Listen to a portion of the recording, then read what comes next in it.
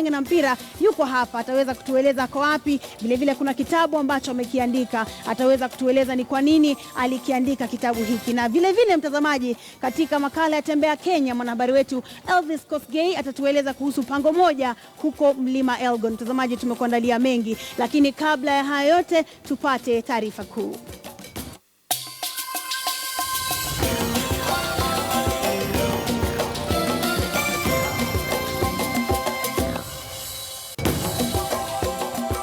Rais Uhuru Kenyatta aongoza mkutano wa shukrani huko Nakuru, wito wa utangamano ukitolewa.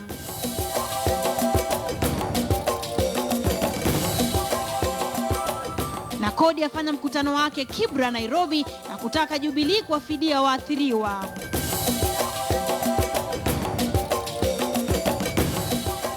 Katika makala ya Tembea Kenya tunakupeleka kwa mapango maalum Mlima Elgon na maeneo ya kihistoria. Na bingwa wa zamani wa soka nchini Kenya Joe Kadenge ndiye anayetupambia makala ya Wako Wapi.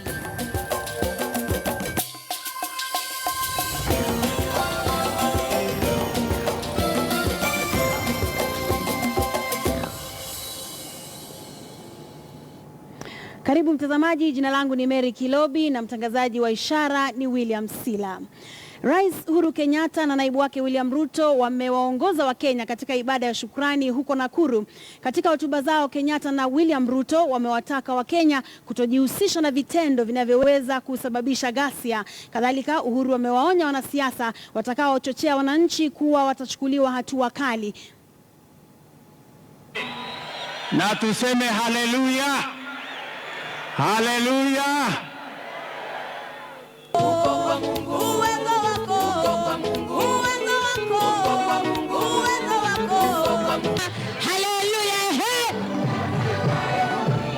Kwani yeye ndiye Mungu.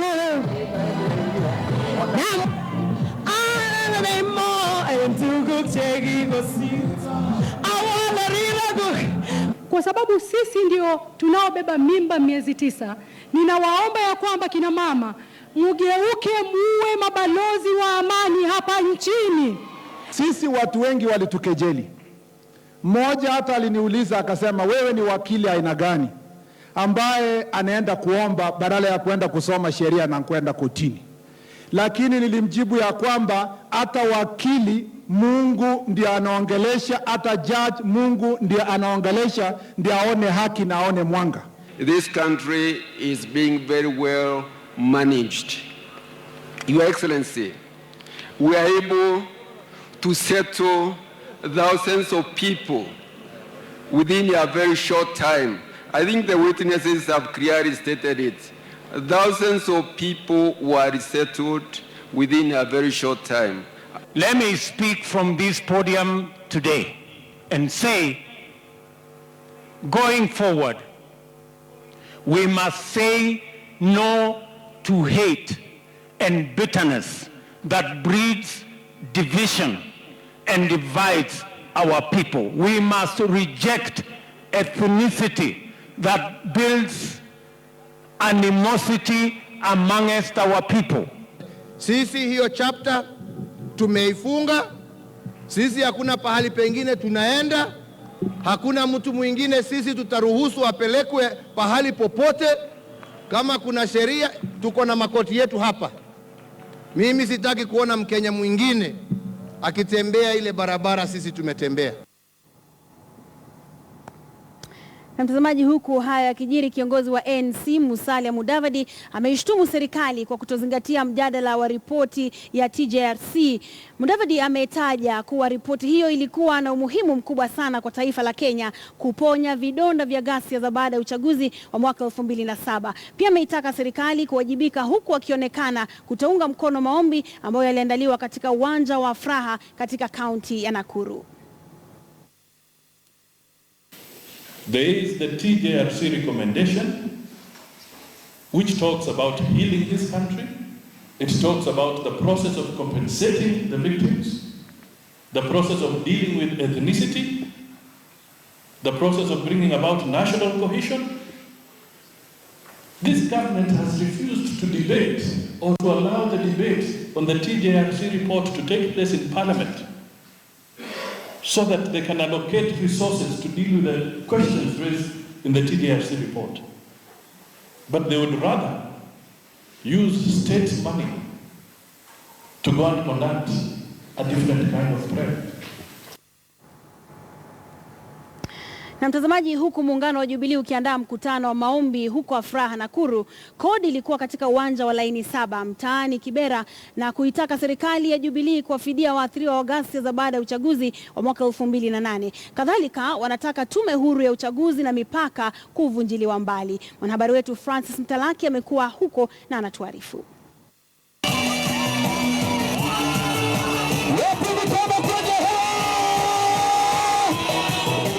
Muungano wa CORD ulifika hapa katika uwanja wa Laini 7 mtaani Kibera, kaunti ya Nairobi, kwa bashasha na mahanjam ya aina yake, huku akiwa na mambo mawili muhimu, moja ikiwa ni haki kwa waathiriwa wa machafuko ya uchaguzi wa mwaka 2007.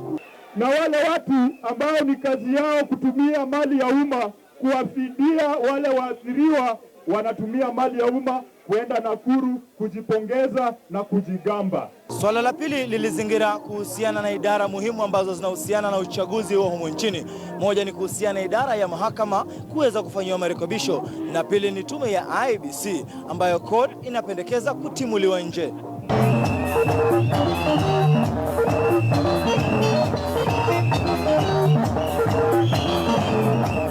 Walitumia jukwaa hili kuweza kuelezea kwamba Raila Odinga ni mweupe kama pamba na kumtaka Rais Uhuru Kenyatta kuweza kufungua ile bahasha ya waliotuhumiwa kuweza kuhusika na machafuko ya mwaka 2007, akisema kwamba hilo litaweza kubaini yani nani ambaye alikuwa anaficha ukweli. Tunataka tujue ni wakina nani. Let them come with that envelope and we are telling them we are not afraid for that envelope to be opened. Kinachosubiriwa sasa ni iwapo serikali ya Jubilee itasakama na mawimbi ya wana-CORD, ikizingatiwa kwamba Jumamosi ya wiki kesho wana-CORD watakuwa katika uwanja wa Kamkunji ambapo kinara Raila Odinga, Kalonzo Musyoka na Moses Wetangula wameahidi kuhudhuria. Francis Mtalaki, KTN Leo Weekendi.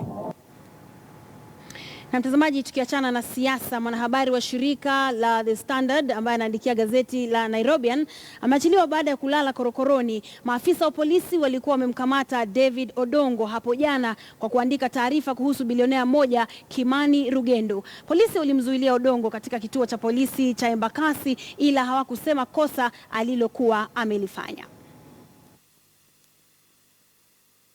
So I went to Embakasi and I found that they had already arrived there, and they asked for a room. They didn't tell me they were arresting me. They asked me for a room. They asked for the guys in charge for a room, and I was taken to that room, and they started interrogating me. I asked them, why am I being interrogated? And one of them, two had left, and one of them was in the room with me, told me, umekasirisha mzee sana.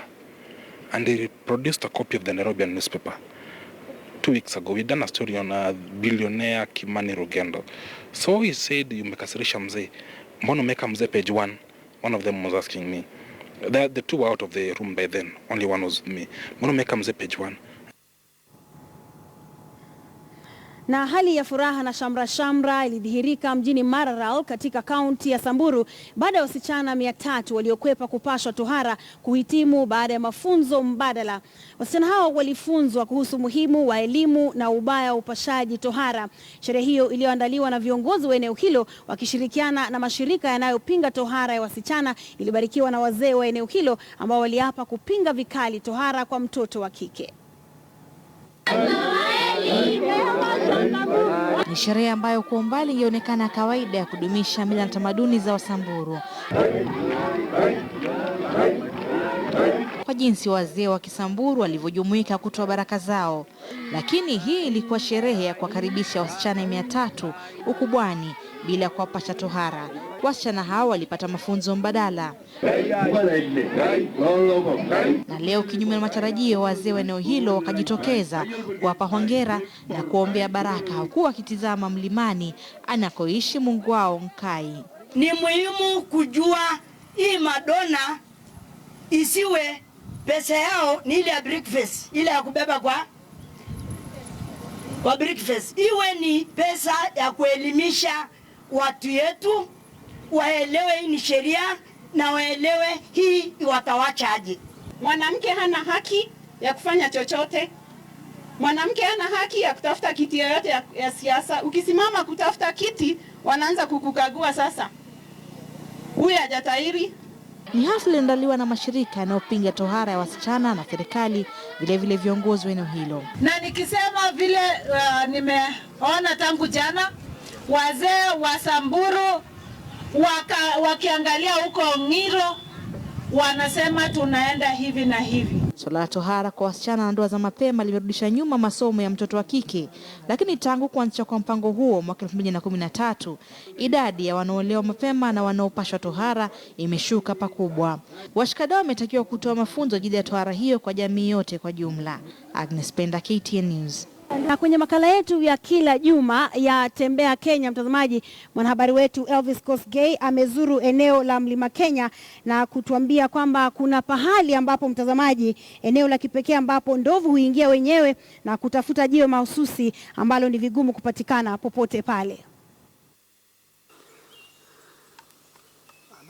Wanachupa kwa mti mmoja hadi mwingine, utadhani wana sarakasi wawili wanaonyesha kwamba wao si hafifu katika mchezo wa kuigiza. Hali kadhalika viumbe hawa wanaolishalisha pembeni walitangamana hapa bila kujali jinsia, asili wala rangi, ili mradi watimize azma yao. Ndivyo hivyo hali katika dunia ya Mungu. Tuliandamana na bwana mdogo huyu katika maeneo haya hatari yasioendeka kwa gari wala ndege katika hifadhi ya wanyama ya Mlima Elgon. Tayari popo walikuwa wakijinasua kutoka kwa ngome yao, ukigiza totoro na milio ya bundi ikitupa uwalishi rasmi ndani ya pango hili. Ni barabara ambayo inaaminika inatumika na ndovu katika shughuli zao za kila siku. Na si barabara tu, bali pango hili lina sehemu maksusi ambapo ndovu hujikusanya hapa katika siku za kila leo. Isitoshe, ina mawe au jiwe maksusi ambayo hutumika pakubwa katika lishe ya ndovu. Ni jiwe ambalo linaaminika kuwa na madini ambao faidi ndovu kwa lishe yao ya kila siku. Mwenyeji akatufafanulia mawili matatu hivi kuhusu pango hili. Ile Kitumu, wakati unaingia si kama pango zingine kama Making'eni. Making'eni iko wazi, lakini hii ina mahali pa kuingilia moja, entrance ni moja, unlike zile zingine. Alafu iko chini pia, hata upepo ikija haiwezi ikaingia ndani, inakuja ikipita juu na ikitoka juu inaenda chini bila matatizo. Yapo madai kwamba hili ni pango la kipekee duniani ambamo ndovu ingia wenyewe kwa muda mahsusi ili kutafuta mawe haya ambayo kwao ni kama dhahabu. Hizo sodium salts ambazo zimeshikwa iko kwa hii nini, kwa mawe hiyo, ndio wanyama wengi wanakuja kuilamba. Kwa sisi tunaita ng'enda. That ng'enda is what the elephants come looking for, na buffaloes. Like elephants wanakuja wanachimba na hiyo pembe yao, alafu they collect using the trunk and then they swallow them. Kwa karibu utadhani ni pango tu la kawaida, pango ambalo lina mawe na michanga aina yake, bali na kutoa makazi kwa ndovu. Pango hili lina historia maksusi ambapo jamii ya Wakalenjin inaaminika kuwa hapa takriban karne 2 zilizopita. Mwanzo jina Kitum limetoa ni jina ambalo linatumika na jamii ya Wakalenjin, ambayo inamaanisha tum, ambayo ni sherehe. So jamii ya Wakalenjin ambayo pia walikuweko hapa miaka hizo. We get about 300 to 400 visitors on a monthly basis to Mount Elgon. Yeah, so making a revenue of about 500,000 per month. Tuliejabia kutambua kuwa kuna ukuta ambao ujenzi wake ni kazi ya Mwenyezi Mungu. Vilevile nyumba hii ya kipekee ambayo inaaminika kuwepo tangu enzi za istimari hadi kuondoka kwa wazungu, inaaminika kumilikiwa na bwenyenye mmoja ambaye picha yake imetundikwa kwenye bamba la zege hili. Building ya Mount Elgon Lodge ilikuwa colonial house. Ilijengwa 1920s. So mwenye aliishi hapa from 1928 mpaka around 1968. Okay. Yeah, ndio wakatolewa na serikali. I'm just calling on Kenyans, especially Trans Nzoia County and Uasin Gishu, the neighboring